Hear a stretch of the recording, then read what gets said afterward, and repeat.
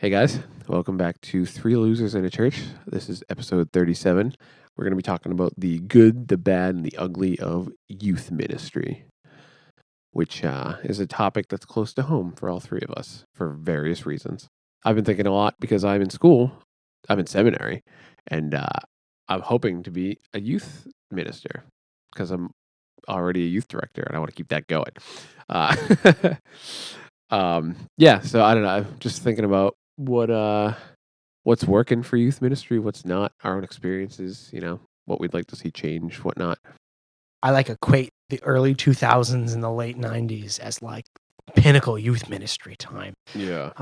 Jinko jeans and youth ministry just go together in my head for some reason. Even though I wasn't alive when Jinko jeans were a thing. Maybe the tail end. Yeah. I think they're making a comeback. I hope they're not. They're terrible. Yeah.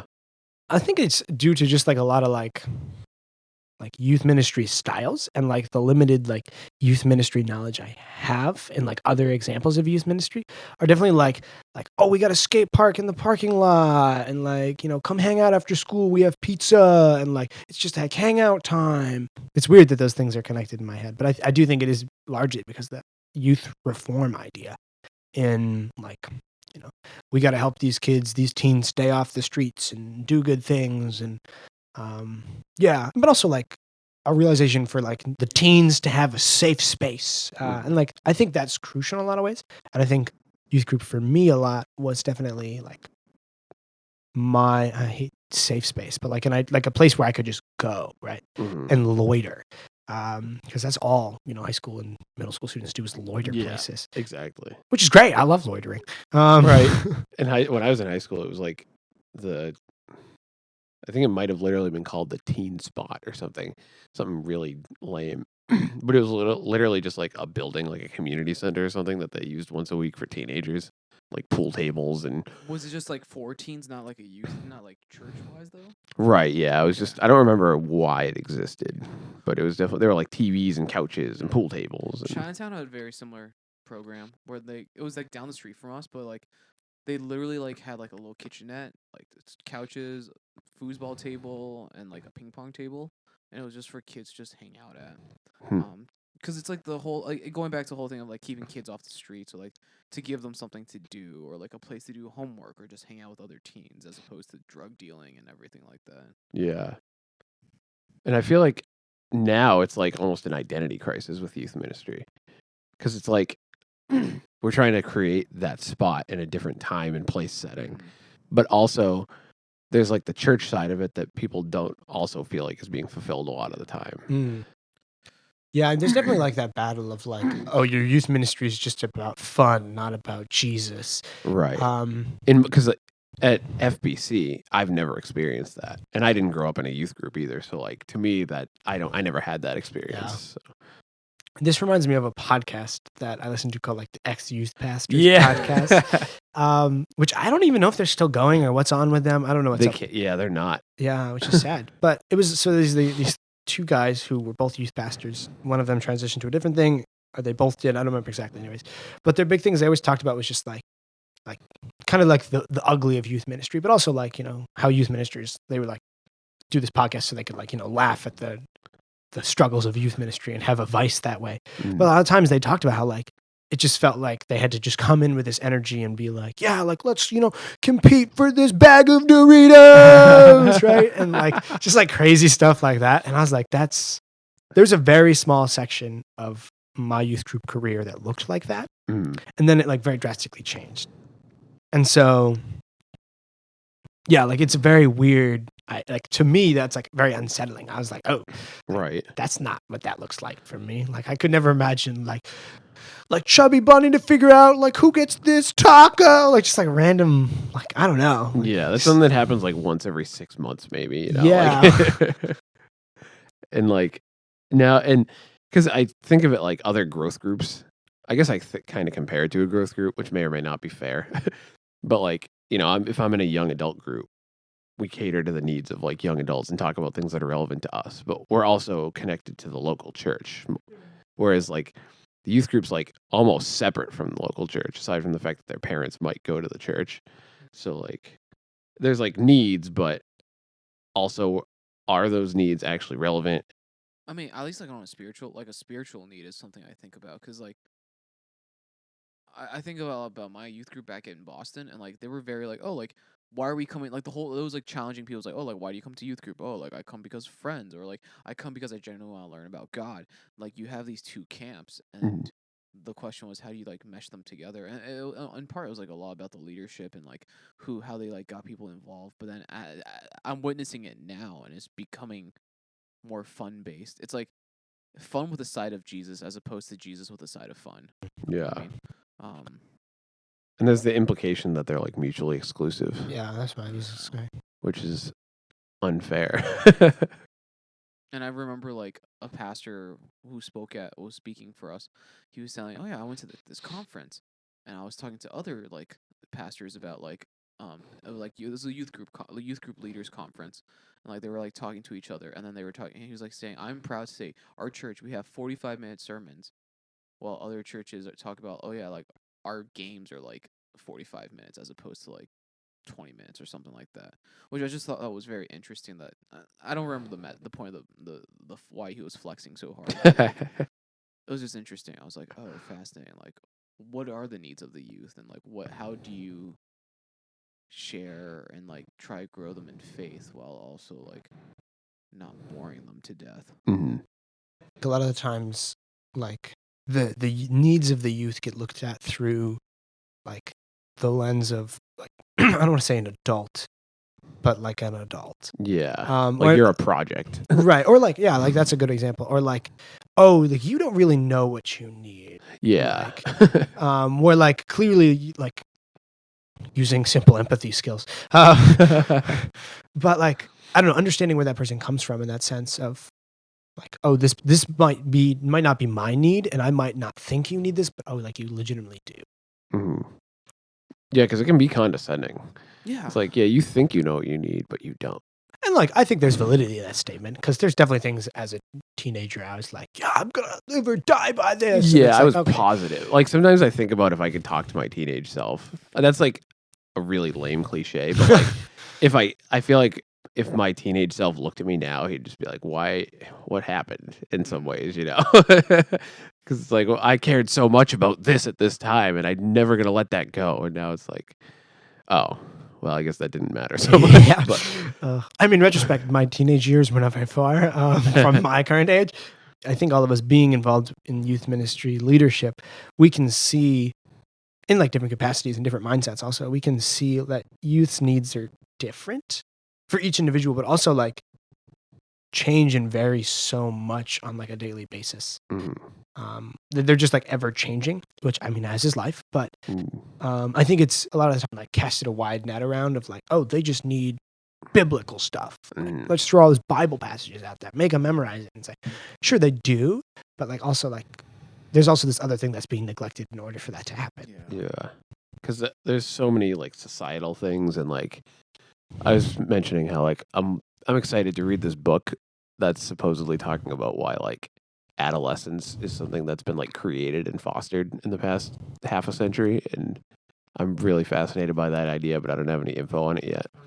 Something that also just came to mind, but at least in my youth group, and I know, like we had like youth teams where like we had like a shepherding team, we had like a worship team, like a communications team. Part of me, I was just like, oh my gosh, like this was also like the idea of like um sometimes youth groups was also just like free labor. Yeah. I'm not again. As I sit here, I'm not like trying to like diss. Like, oh yeah, like youth groups are just like free. It's just like something fascinating to me. Like the idea of burnout was like was like taught to me when I was at that age, or like, oh, like volunteering or like giving too much of yourself, stuff like that. Mhm. So like I was very aware of it at like in high school, when I was on leadership teams, or like doing too much. It's like, oh, you have to say no eventually, and I'm just like, Yeah, it's hard. what? But for the sake of the gospel, should I not keep saying yes for everything? I was just like, Yeah. I mean, I think a lot of that plays into like, I agree with that 120%, but a lot of that plays into like adults placing their expectations and what they think students are feeling and needs, opposed to like legitimately, and this seems like I'm bashing people, but like listening to them and Yeah. like voicing their actual concerns. Yeah. Or just like listening, period. Like I can think of countless times that I like some of the most powerful moments in youth group and youth ministry was when I could just be like, everything's terrible. This is bad. Like everything's bad. It's like, well, I mean, as is my life, but like, I don't know. Those are the most, and like someone goes like, okay, those things are not that bad. Calm down. But there was just like an outlet for those things. Mhm. To listen as opposed, Yeah. yeah. And like, I think a lot of the times, like leaders are notorious for this. If they go like, okay, well, like this is how I responded in this sense, so therefore this is right. Because like that's this how is the humans only way think, to do right? it. Yeah. And like we're all guilty of doing that. We all go through different phases where we're like, oh yeah, like those that leader who inspired me, so therefore I will inspire others in the same manner. But then it's just like, oh, but you forget like that kid you're trying to inspire or like work with is not you, Mhm. and you can't force your expectation, nor can you force your self portrayal or self what's the word I'm looking for? I don't know, but I know what you're saying. Like you're throwing your yourself like The apples far from the tree. or like you like portray your like you see yourself through a kid. Oh, like living vicariously through Yeah. them almost. I just lost it. Dang it. I use it all the time. Like you project yourself Yeah. on a child, and then you expect the same reaction. Or you're like, oh, like because like you said, like saying what you said, like it helped me, therefore it shall help you. Yeah. Ultimately, Tina learns that is not the case, and none of the kids want to be with her. I love that show. But she has been, but the redeeming factor of that episode was that the people that she had the most impact on weren't the kids in her class, but her own siblings who like ended up trying to save her. Oh, that's cool. What a good show. It's a good show. It brings me to tears occasionally, and I'm like, why am I crying? Over Anyhow. Bob's Burgers. For Bob's Burgers. Freaking there's some beautiful moments in that show. But I think like going back to the youth group, that's where like I feel like what the idea of being fostered, like things need to be done in ABC, like the practicality, like you have to, like you're not really taught how nuanced life is, or like how complicated it is, or the grays. Everything's so black and it's portrayed in such a black and white manner. Also, like there's a level of like, I don't know, like leadership corrupts a lot of people in a lot of ways. It's so dumb. But like as soon as you become a leader, therefore you don't have to approach someone as a human being anymore. You can approach them as a higher like level person. And like I think that's probably one of the most negative issues is that people just approach a lot of teenagers and students like as of like, oh, like I know this, let me teach you. And like disregarding people's feelings in those senses and just kind of like approaching people in that negative manner because of not like necessarily inherent knowledge, but like the feeling of knowledge. And so like a lot of times I think a lot of people like miss real learning opportunities as a leader from students. Yeah, if you're not learning from students, like I don't think you're doing it right, to be honest. Also, like I don't think you're approaching like a person well. Like as a student, the youth leaders that like are the like approach you as a human being opposed to as a student are like the ones that you like. Also, the ones you probably learn the most from. Right. Yeah. Because like okay, so I'm 29. I'm in grad school. Does that mean I can never learn anything from somebody younger than me? Also, like, yeah, you were 17 once, but also like, is a 17-year-old that much different? I know, right? I'm always, of course, I'm like 70 and a 20-year-old, but like I would always, hate's a strong word, but I'm gonna say it here. When I'm having flashbacks, like adults are like, "Oh, but you're a kid, you don't know." Well, it's like, okay, maybe if I'm 3, that's okay. But like a lot of times my feelings and my issues were just immediately no longer validated because, oh, you don't understand. You're just a kid. Because of age. Yeah. And so like that is not, and like maybe you don't have to say those words, but you can show that in action. Yeah. Like that is how you immediately lose any connection you had with any youth student. Is because you're just regarding them on so many levels. You're just saying that like, oh, you're not German. You don't Yeah. understand. I'm on a higher plane. Yeah. And I think a lot of people don't do that intentionally. I don't think youth workers are there to like, I think some of them are there to just teach students and share the gospel and be hardcore about stuff. But I think the vast majority of them care, but really are ill-equipped to legitimately perform as like a mentor. Yeah. Or they just like get in their head that, oh, I'm the mentor. I have to do this. I have to teach them this The lesson. heart is there, but the execution is poor. Yeah. I really, really like what you said about like some like the biggest moments, like the outlet for you to listen, like for you to be listened. That's To be heard. Wow. To be listened. It worked. I got the point across. Yeah. To be heard is so powerful.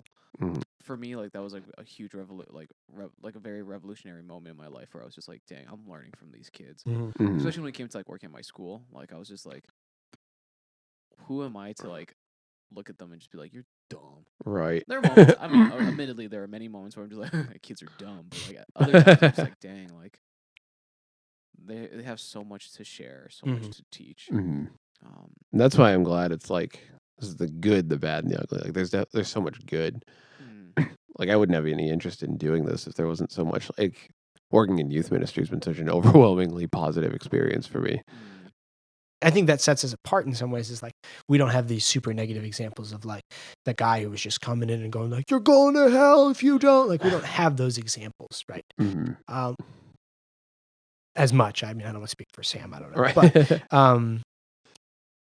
yeah. So like we have a very positive example of what, positive in air quotes, but like what it should look like. It should, Yeah, and of course. And you've had your fair share. I mean, I would argue you've had your fair share of leaders who, similar to like education systems, where like you always get your bad batch of teachers. Who For like, sure. Like, oh, like what the hell? How are you like teaching? You've also had youth leaders where you're just like, what? Yeah. Like, how are you here, and why are you teaching? I'm the kind of person who tends to dwell on like my mistakes and failures and stuff. So it's like I'm like I don't want to become that person. I think about like every time I've done something wrong, and that's what's been so positive is like I've had the room to make those mistakes and like grow from it, and people haven't been too critical.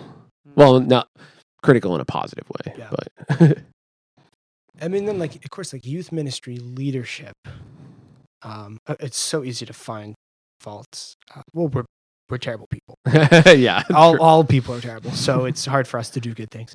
We're just three losers in a church. We're just three losers in a church. But like, I don't know. It's easy to serve in youth ministry in so many ways. It's very difficult to serve well, which is true in every capacity, but I think it's exponentially true in youth ministry. You could be just a babysitter. Yeah, because you could serve, right? No problem. I'm thinking of it compared to like mopping floors, right? Like I guess it is difficult to serve well when you're mopping floors, but I think it's just, there's like a different level of, especially because like there's usually an age difference and, different backgrounds and, there's a lot more at play than opposed to stuffing bulletins or, mopping some floors. You don't see the immediate. Yeah. And there's definitely a lot of like end game also where if like, I can think of countless times when I was involved with like youth worship where I was like, this is terrible. Like there's zero audience participation. Like I like don't want to do this anymore. I put countless hours into this and get nothing back. And then I was just like told like at one point like, oh, but Tyler, like this one person that you are friends with like came to Christ through this. So like every single amount of effort that you ever have and ever will put into, is it worth that to you? Yeah. And I was like, oh, I guess. But I don't know, like, so it's very rarely do you get the opportunity to see the fruits of your labor in any ministry. But I think in youth ministry, it's even harder. Yeah. Because a lot of times, like, students walk away. Yeah, like you said, those moments, like where it just somebody expresses that something you did meant something to them is just so worth it.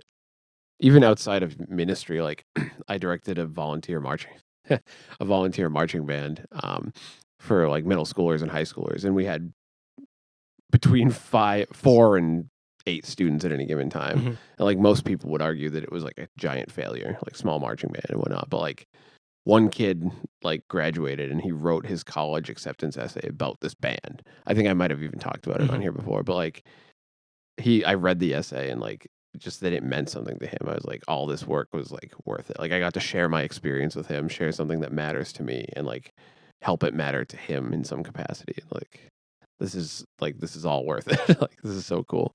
I mean, that one conversation, has definitely guaranteed me to be wrapped into some type of worship ministry for the rest of my life, but which is fine. I don't care. But like also definitely has got me through some tough moments. But also it's like, oh, like there's a lot of doubt in that too. Like, oh, is that really all worth that one person? And of course, like that's not a calculation I can make. But and I know deep down that it 110% is. But yeah, like if that person walks away, like was it like did I do a good enough job? Was that worth it? Like, right. Yeah, I don't know. And like of course that one conversation, oddly enough, I can picture in my head right now, but like was a moment of like youth ministry that I was like, oh, like this is actually what it's about. Like I was talked to as a human, my concerns were heard, some advice was given that was not terribly useful at the time, but was true. I don't know. It's just one of those things that you're like, oh, like those are the actual moments that matter, not like when you're not treated as a demographic, but you're having like an actual human relationship. Yeah. Oh, it's definitely like. I immediately think of like the Zimbardo prison experiments, like the Stanford. You've heard Stanford prison experiments? It's a psychology I experiment. think I've heard of them. Oh, it's a long story. Anyways, but anyways, there was this experiment in the 70s where some students were called prison guards, some called prisoners, and they were basically like, you know, allowed to act out this scene in this psychology lab at Stanford University. And it ended up, there's a whole bunch of like things at play saying like that the person was an actor and that he wasn't actually fulfilling the role. And there's a lot of things that like discredit it. But anyways, the idea behind that is that like as soon as you're put in that position of leadership, right, the pressures of leadership are immediately put on top of you. And then you have to act like a leader. And I think those are the moments where like, okay, sure, you're a leader there, but you're also a person, right? You might be that prison guard, but you're also a person.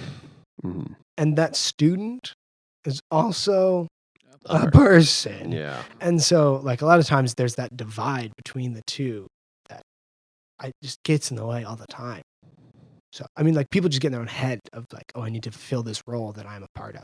And that's when I feel like I have the worst nights, when like I struggle the most to either interact or teach or anything, is like when I get inside my own head and think this is about like me, or it's about like I need to fulfill this role. Is like when I'm stumbling over words, I feel like I'm constantly, it's like that's when my anxiety kicks in, you know, instead of just being like, I'm a person here to interact with other people. That's what I'm here to do. Looping that back to like youth ministry, like as a leader, sure, you might be able to speak truth. Yeah, sure, maybe you'll be able to like teach these kids, but you also have to remember that you too can learn. But also like you're not the one who's actually fulfilling that role of leader. Like you're just a mere broken vessel of that. And I like the pressures of being a leader are way higher than the pressures of being a person. Yeah. Because there's not a lot of pressure for being a person. It's easy to point at the leaders in any given youth group as they're the bad and the ugly. And sometimes that's true, but other times like, oh, there's other things at play. But I think a lot of the times if you remove that role, right, you're no longer the prison guard, right? But like you're there to, care for another person. Yeah. And just take away the roles. Like don't draw the lines. This has been episode 37. Thank you guys so much for listening. We out. We out. Have a good one.